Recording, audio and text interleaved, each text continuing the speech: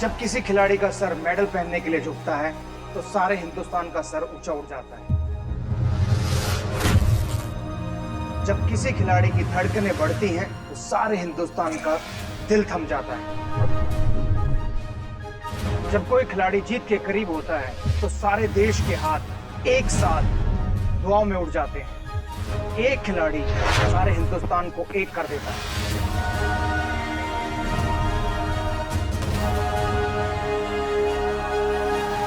कुछ ऐसे ही खिलाड़ी जो मेरी और मेरे देश की उम्मीद है, उन्हें जानने का मौका है उम्मीद इंडिया।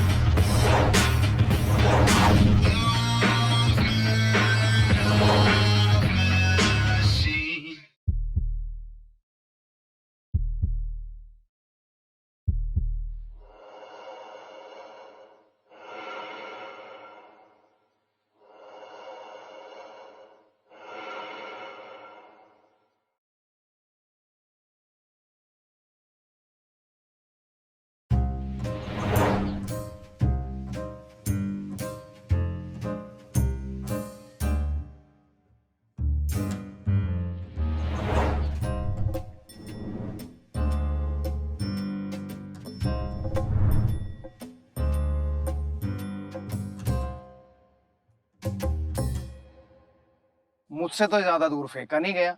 मुझे नहीं समझ में आता कि हमारे स्टार जो हैं वो इसको इतनी दूर कैसे फेंक सकते हैं, 20 मीटर तक। इसको बाजी हम सिखाते हैं। वैसे आपका ट्राई जो था वो बहुत अच्छा था। अच्छी ट्राई की आपने, पर इसके लिए जो है स्ट्रेंथ, स्पीड सब कुछ चाहिए। आपने बेटर ट्राई किया। मैंने तो सिर्फ कोशिश की थी। हाँ जी। तो इसको हम ऐसे पुट करेंगे शोल्डर पे जी, और ये आपको ये कर देंगे। ये ऐसे थ्रो फेंका जाएगा जी। वो एक कहावत है कि जिसका काम उसी को साजे, दूसरा कर ले तो फुद्दू लागे। तो मुझे शायद ही उठाना भी नहीं चाहिए था, फेंकना भी नहीं चाहिए था। इन्हीं का काम है, इन्हीं को करना चाहिए। बहुत बहुत स्वागत है आपका। Thank you sir, thank you. तो ओपी भाई, मुझे एक बात बता कि मेरे बच्चे तो घर में कैंडी क्रश खूब खेलते हैं और उन्हें लगता है कि सिर्फ कैंडी क्रश ही एक स्पोर्ट है उनके लिए। तो और मैं क्रिकेट खेल रहा हूँ, लेकिन ये शॉर्ट पुट क्या खेल है? भाई साहब ये मर्दों का खेल है। नहीं, यह बात तो मान गया मैं, मर्दों का खेल है, बट मतलब हमारे यहाँ सिर्फ लोग क्रिकेट को ज्यादा देखते हैं या बड़े बड़े खेल जो फुटबॉल हुए, टेनिस हुए, लेकिन शॉर्ट पुट में होता क्या है, कैसे खेला जाता है, कितनी मेहनत लगती है? शॉर्ट पुट जी बेसिकली जो है एक आयरन बॉल होती है, 7 किलो 226 ग्राम। तो उसको शॉर्ट पुट थ्रो होता है, मतलब आपको रख के फिर थ्रो करनी है। और इसको सिर्फ 2 मीटर के सर्कल के अंदर से फेंकते हैं। 2 मीटर का सर्कल है, उसके अंदर से ही आपको फेंकना है। अगर आप बाहर निकल गए तो फाउल हो जाएगी। इसकी बेसिकली 2 टेक्निक होती है, एक रोटेशनल होती है और एक होती है पैरी ओवराइट। तो नॉर्मली दुनिया में ज्यादातर लोग रोटेशन टेक्निक से थ्रो करते हैं। तो 16 पाउंड की ये लोहे की बॉल को उठाकर फेंकना आसान काम नहीं है। हमने तो डायलॉग सुना था एक सनी देओल का कि वो 2.5 किलो का हाथ जब किसी पे गिरता है तो वो उठता नहीं, उठ जाता है। तो ये हाथ कितने किलो का होगा? सर फिलहाल तो मैं 250 किलो बेंच पे मारता हूँ, तो अभी देख लो। मैंने ये भी सुना है कि आपके फादर ने आपको हिंदी मीडियम से निकाल के इंग्लिश मीडियम में कर दिया, तो आप खुश थे क्या उससे? मेरी मदर ने मेरे को मतलब फोर्स किया था फादर को कि इसको मतलब ये पढ़ाई में अच्छा है पर ये यहाँ पे ध्यान नहीं देता है क्योंकि माहौल नहीं है घर पे, गांव का माहौल था खेलने लायक। तो इसलिए उन्होंने फोर्स किया मुझे भी अपने साथ ले जाओगी, मतलब डिफेंस में वहाँ पे, मतलब अपने साथ ही रखो इसको। तो उन्होंने जब मुझे वहाँ पे ले गए तो वहाँ पे तो आर्मी स्कूल में जो है वो बेस्ट अवेलेबल ऑप्शन था। तो आर्मी स्कूल जो है वो इंग्लिश मीडियम में था जी। तो जो इनिशियल स्टेज में मुझे फिर वो मतलब वहाँ पे, क्योंकि मैं हमेशा लाइमलाइट में रहा था, मतलब पढ़ाई में मैं हमेशा अच्छा था, तो मतलब पहले 2-3 मंथों में मैं हमेशा रहा हूँ अपनी क्लास में। तो मुझे लगा कि जो मेरा नंबर 1 आने की जो चाह है वो तो मतलब पीछे रह गई है इसमें जी। तो उसी दौरान मेरे को मतलब जो है वो हमारे जो स्कूल की बास्केटबॉल की टीम जो अच्छी थी, तो वहां से मैंने बास्केटबॉल खेलना शुरू कर दिया। तो होता क्या है कि हम एक मैच खेल रहे होते थे स्कूल की टीम से, तो वहां पे क्या है हम 3 क्वार्टर का लीड कर रहे होते थे। यंग एज में मतलब बच्चे हैं, लड़कियां वगैरह देख रही हैं, तो वो जो मेरी टीम थे वो बाकी उनका फोकस जो है हो गया, वो मतलब बाहर से 3 पॉइंट वगैरह मारने लगे।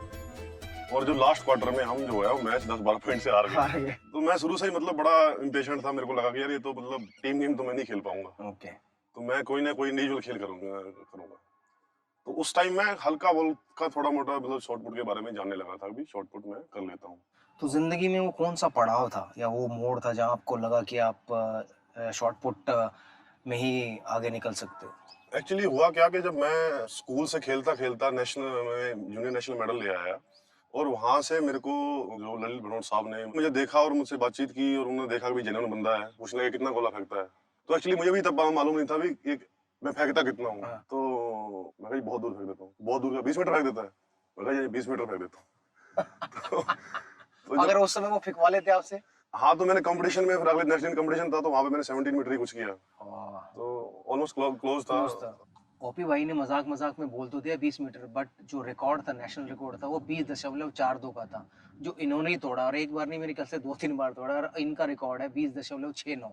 ओपी भाई, जिंदगी में उतार चढ़ाव तो आते ही हैं, उसमें जब इंजरी आती है तो वो एक और मुश्किल हो जाता है, और इंजरी से रिकवरी करने में बड़ा टाइम लगता है। तो ऐसा भी आपके साथ भी हुआ होगा? हाँ बिल्कुल, जैसे कि आप तो खुद ही स्पोर्ट्समैन हो, तो हमारी तो मतलब लगता है उतार चढ़ाव होती है इंजरी है स्पोर्ट्स में। तो बिल्कुल। जब मैं 2014 एशियन गेम के लिए जा रहा था, और मतलब मेरी स्टैंडिंग थ्रो 19 मीटर के ऊपर थी, जिसपे मेडल आता है, तो जब मैं 19 मीटर से ऊपर स्टैंडिंग फेंक रहा था, तो मेरा जो है एंकल ट्विस्ट हो गया, वो दोनों तरफ से, सिर्फ 8 या 10 दिन पहले। तो तब तो ऐसा लगा कि अब तो खत्म ही हो गया। तो फिर वहां से जो मेरे कोच हैं भुपिंदर सिंह जी, उनकी मतलब रोल बहुत इंपॉर्टेंट हो गया, और उन्होंने मुझे मतलब एक जैसे एक छोटे बच्चे को माँ प्यार करती है, वैसा उन्होंने प्यार से मुझे मतलब हैंडल किया। और जब मैं नाराज हो रहा था बिल्कुल, उन्होंने ऐसे बेटा कोई बात नहीं, शांत, आएगा तेरा टाइम।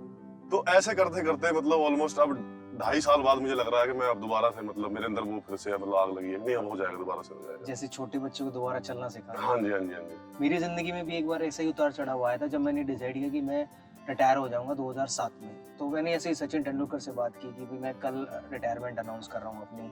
तो उन्होंने मुझे रोका कि खराब टाइम है, जैसे आपने कहा ना, आपके कोच ने पुचकारा, उन्होंने मुझे बिठाया, पुचकारा, खिलाया, पिलाया, और फिर कहा कि ये खराब टाइम है और खराब टाइम चला जाएगा, अच्छा टाइम फिर आएगा। तो मुझे उम्मीद है कि शायद आपका भी खराब टाइम चला गया और आपका अच्छा टाइम फिर आएगा, और शायद ओपी भाई हमारे लिए ओलंपिक में मेडल लेके आएंगे इस बार। नहीं sir, gold with world record. Gold with world record, यही हमारा टारगेट है, तभी सैटिस्फैक्शन हमें मिलेगी। बिल्कुल।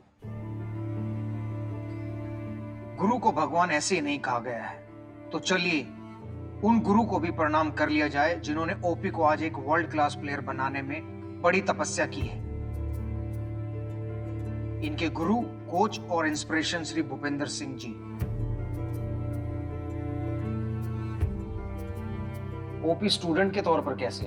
वो बहुत अच्छा स्टूडेंट है, बहुत डेडिकेटेड है, कमिटेड है, और वो इंटेलिजेंट भी है।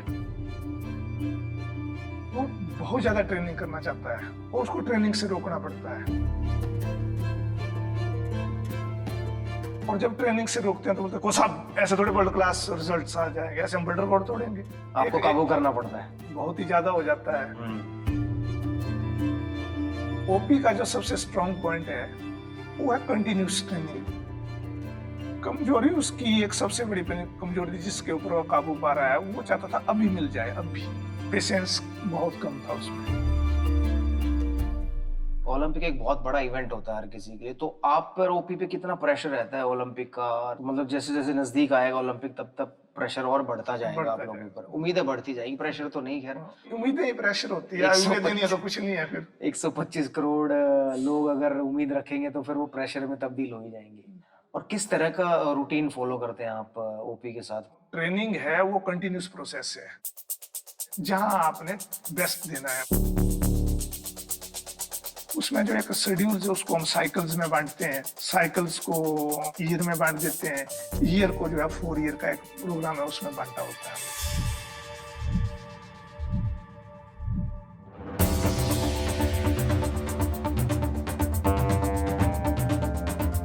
आपको 6 से 7 साल फिट रहना पड़ेगा। अगर आप इंजर्ड होगे ना आज, तो आप बाहर होगे रेस से। तो भी हम ऐसे उम्मीद कर रहे हैं कि ओपी ओलंपिक तक फिट रहेगा तो मेडल पक्का लाएगा। शॉर्ट पुट में अगर आप ओलंपिक्स लेवल का लड़का देखेंगे तो दूसरा नजर नहीं आता है। एक ही है ओपी।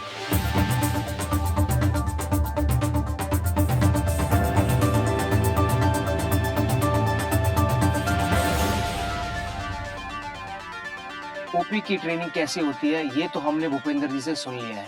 अब देख भी लेते हैं कैसे गुजरता है ओपी का एक दिन।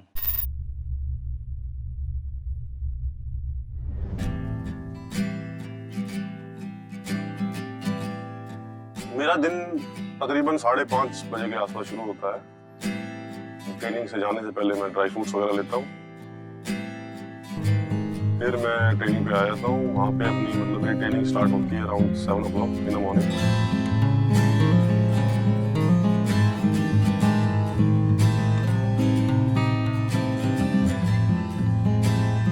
तीन तरह की ट्रेनिंग करते हैं हम। एक जो है वो जनरल फिटनेस होती है, और एक जो है वो स्ट्रेंथ मेन होती है, और एक टेक्निक होती है हमारी जो इम्प्लीमेंट के साथ होती है।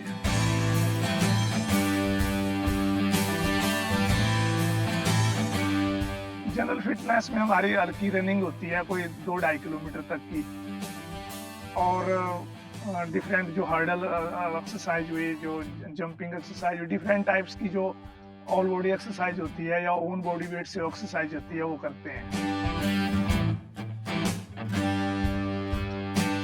स्ट्रेंथ ट्रेनिंग में हमारा मेन जो फोकस होता है वो वेट ट्रेनिंग के ऊपर होता है। वहाँ जिम में भी हमारी डिफरेंट टेक्नोलॉजी में डिफरेंट रेंज के लिए हम एक्सरसाइज करते हैं, और एक्सप्लोसिव स्ट्रेंथ के लिए बॉक्स जंपिंग वगैरह जो है वो उसका सहारा लेते हैं। फिर मैं जाके ब्रेकफास्ट करता हूँ, थोड़े फ्रूट वगैरह खा लेता हूँ, एग्स वगैरह लेता हूँ, और फिर मैं जाके थोड़ा रेस्ट करता हूँ, और फिर 1 से मतलब 2 के बीच मतलब जो हम लंच वगैरह करते हैं, फिर थोड़ा बहुत गपशप मारते हैं दोस्तों के साथ, कुछ खेल लेते हैं टाइम पास के लिए।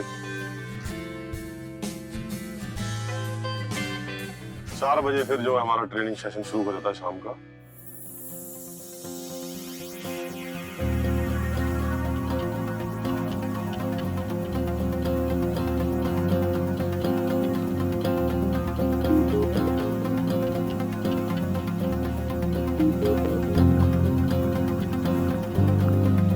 रोटेशन थ्रो से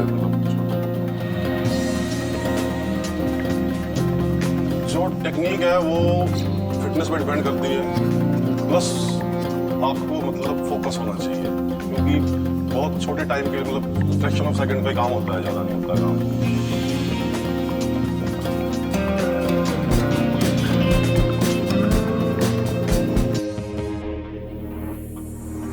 अभी तो ओपी 20 मीटर के आसपास चल रहा है, पर हमने हमारा जो इस साल का जो टारगेट है वो है भी 20.5 और 21 मीटर के बीच में है। मेरा तो एक ही टारगेट है, खेल करना ही। मैं तो सिर्फ शॉर्ट पुट फेंकना ही चाहता हूँ, मतलब मैं वर्ल्ड बेस्ट शॉर्ट पुटर बनना चाहता हूँ।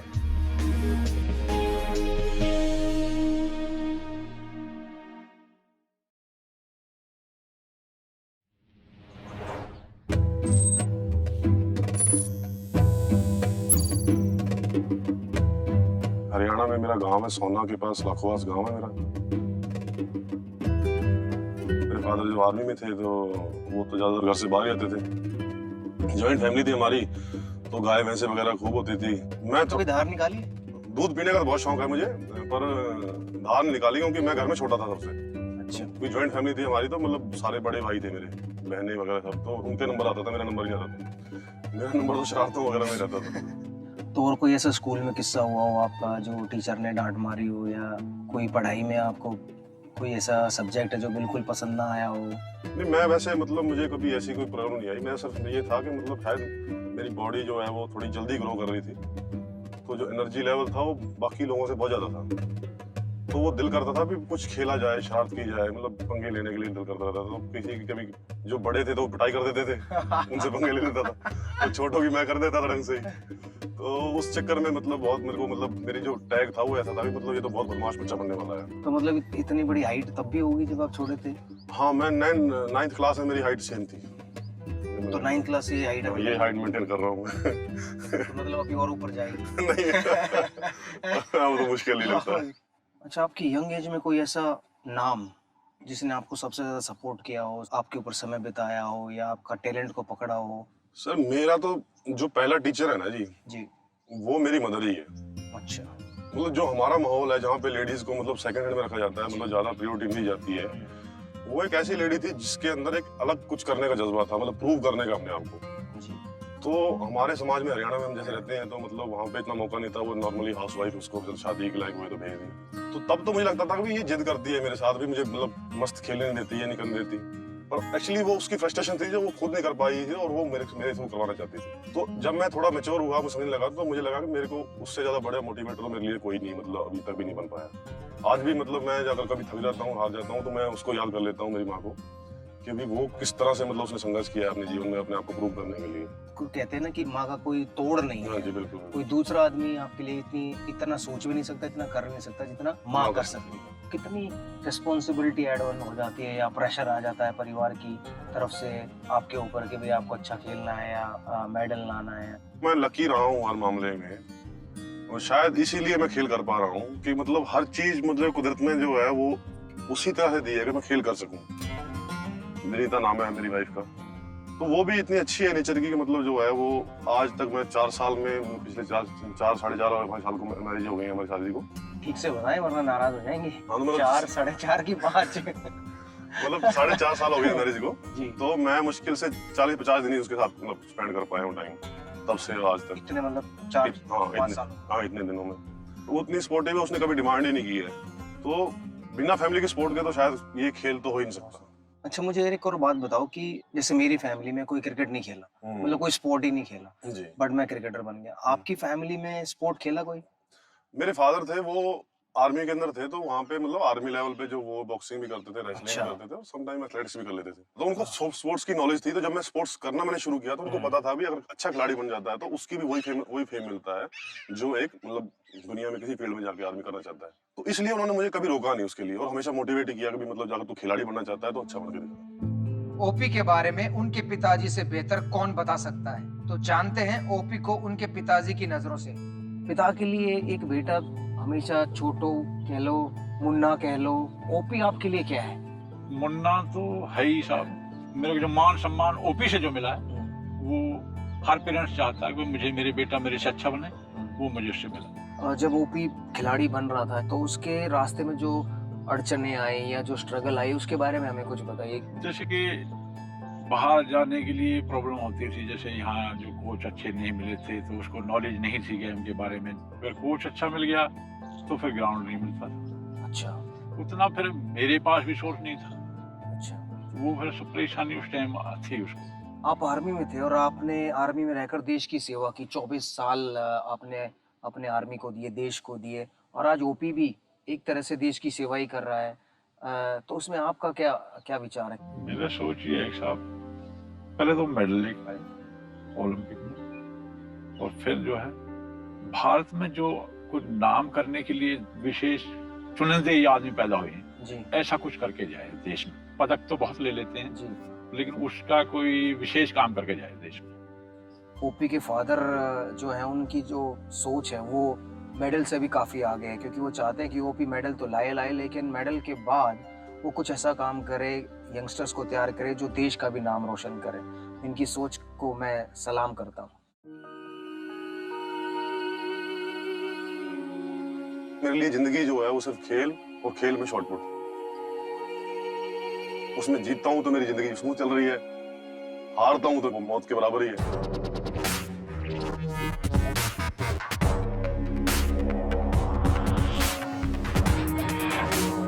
मुझे लगता है कि शॉट पुट मेरे को वो सेटिस्फेक्शन देता है जो मुझे अंदर से चाहिए।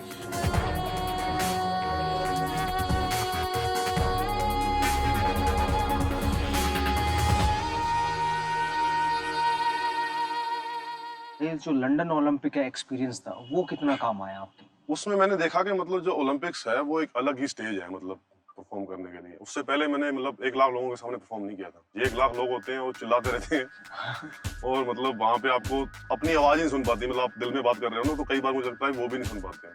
तो मैंने सोचा कि मतलब सही मामले में ये स्टेज है जहाँ पे आप प्रूव कर सकते हो कि हाँ मैंने आज अपने आप को प्रूव कर दिया है, मैं बेस्ट हूँ। जैसे मतलब मैं जब फर्स्ट क्लास क्रिकेट खेला और फिर उसके बाद इंटरनेशनल खेला, तो फर्स्ट क्लास में खाली ग्राउंड होता है, इंटरनेशनल खेलने गया तो 50,000 लोग थे।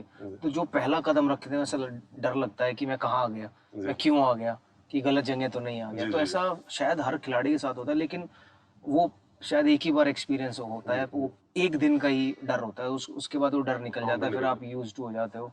बट जो आपकी फेडरेशन है वो आपको कितना सपोर्ट कर रही है? मुझे ऐसा लगता है सर कि फेडरेशंस और जो मिनिस्ट्री है, जो साई है, वहाँ पे लोग सपोर्ट करना भी चाहें तो भी नहीं कर पा रहे हैं, क्योंकि उनके पास इंफॉर्मेशन ही नहीं है सही मामले में। तो अच्छा, जो लोग वहाँ पे बैठे हैं वो उनको मालूम नहीं है कि चैंपियन कैसे बनाया जाता है, वो सिर्फ खिलाड़ी बनाना जानते हैं। इसलिए हमारे जो खिलाड़ी कोशिश करते हैं बाहर जाएं, पर वो बाहर कितने लिए जाते हैं, 2 महीने के लिए, 3 महीने के लिए।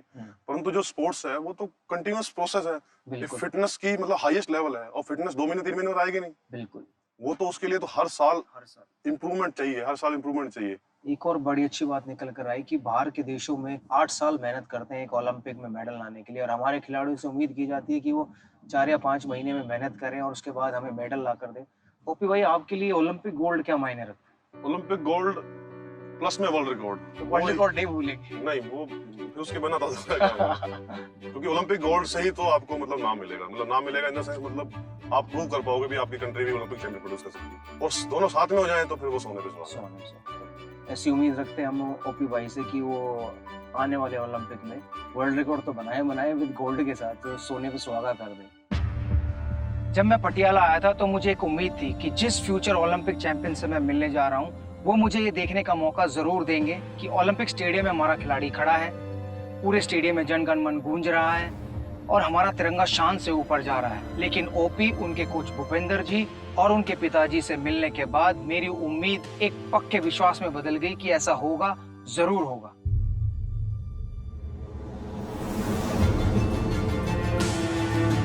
मुझे ये विश्वास इसलिए है क्योंकि हम हिंदुस्तानी खिलाड़ियों को मुश्किलें बेहतर बना देती हैं, कमियां हमारा इरादा पक्का कर देती हैं और मजबूरियां हमें मजबूत बना देती हैं। और हमारा हर खिलाड़ी मुश्किलों, कमियों और मजबूरियों में तब कर निकलता है, तो फिर उसको अच्छा परफॉर्म करने से कौन रोक सकता है?